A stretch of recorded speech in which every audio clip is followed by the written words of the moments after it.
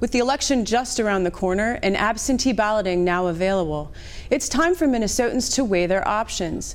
Joining me in the studio to talk about the Republican Party message is Chairman Keith Downey. Welcome. Thanks for having me. So as Minnesotans look at their ballots and they see a Republican-endorsed candidate, what does that endorsement mean? Well, the endorsement, in its technical sense, means that the party supports them and puts their resources behind them. More importantly, I think the R next to their name on the ballot should convey to people that we are about really creating growth and opportunity for people, that they can maximize their God-given talents in a free society, just like people always have, that we're going to stand for them, that we believe in them, and that their American dream is still possible. Okay.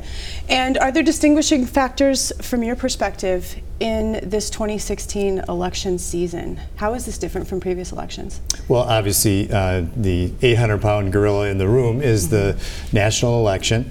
We don't have any statewide races this year, so we have the presidential race, I'll say, on one plane, and then all of our legislative and congressional races here in Minnesota on another. Interestingly, the dynamics of the national race, which people are obviously following very closely, appear to be not having a down ballot impact so much in terms of the issues of those races. Clearly the turnout and whether people are excited about Hillary Clinton or excited about Donald Trump, that Donald Trump will actually be drawing a new group of voters or people that maybe don't traditionally vote Republican to the polls. Those are all things that will have an impact, but the races really on the local level seem to be driven by the local issues and what's happening in the legislature and what's happening here in Minnesota. So clearly a non-traditional year in terms of our national politics, but a different dimension here for the races in Minnesota.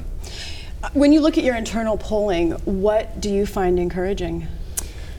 A couple of things. Number one, I think people have a much higher degree of confidence in Republicans than they might have maybe 4 or 6 years ago in Minnesota. I do think we have reestablished our credibility as a party and in terms of people's confidence in Republicans governing effectively.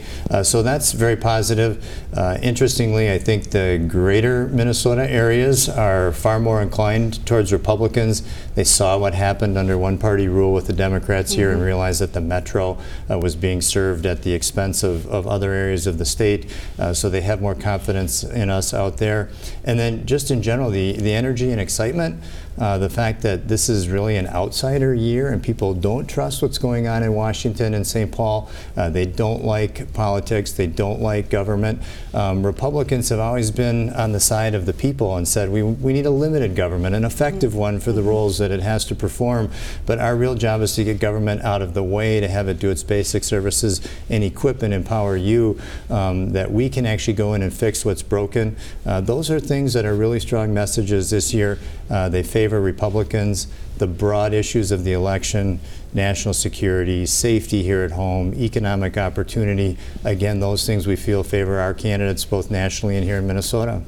So you alluded to it just a little bit before about presidential candidate Donald Trump potentially bringing in non-traditional voters. So what is your party doing to try to reach some of those independent voters? It's a really interesting dynamic because if people don't show up on the voter rolls or aren't part of your process in the past, it's hard to know who are they and what's motivating them. We saw that in large numbers, for example, down at the state fair, the people who were coming in literally excited, happy, upbeat, positive, frankly, not angry about Donald Trump and about his ability to go into Washington, D.C. and actually make some changes to tear down and cut through all the scar tissue that they see that's there that hampers them and their families' ability to succeed. And so how do you find people that have that energy? There's no perfect science here. We will do our job to get to the Republican voters and encourage them to get out to vote and to try to identify as many people who might fit the profiles of folks who would be excited and energized by our national candidate and get them to the polls as well.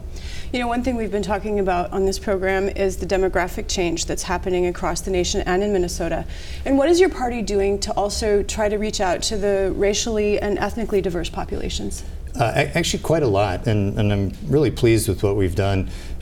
It's always a bit of a conundrum because we're all Minnesotans, we're all Americans, we have the same dreams and aspirations. Republicans tend to look at people not by categories. We don't want to break the state down and pit people in different groups against each other, and yet people have communities. They live and work, and they have their families and their businesses and their neighborhoods, and so you need to reach people where they are. And so we've been very intentional to identify women and millennials and a number of different minority groups and farmers and veterans and faith communities, all of these people who tend to view elections and consume their political information through certain channels, to really reach out to them and let them know, Republicans are on your side. We're not going to reduce you to a vote that we're trying to, sell you. No, we're going to get to know you, and we're going to learn your issues, and we're going to advocate for you and show you, earn your vote by showing you that we actually are on your side, and the things that we are doing in Minnesota and in Washington, D.C. are really good for you, and they're good for your family, and they're good for your community, whoever you associate with. As we're getting ready to wrap this up, tell me about how the Republican Party is doing financially. A lot better. Okay. I tell people that the turnaround is over and the comeback can begin, and we obviously had some success winning the state House majority in 2014, and we hope to capitalize on that. I would say politically and operationally, we've fixed a lot of the things, almost all of them. We're probably halfway there financially, but we've got everything set to the point where we can still be effective, we can grow our political capability, we can get a positive message out there, and it's not a boat anchor like it was certainly 3 years ago. Chairman Downey, thank you so much for coming today. Yeah, thank you.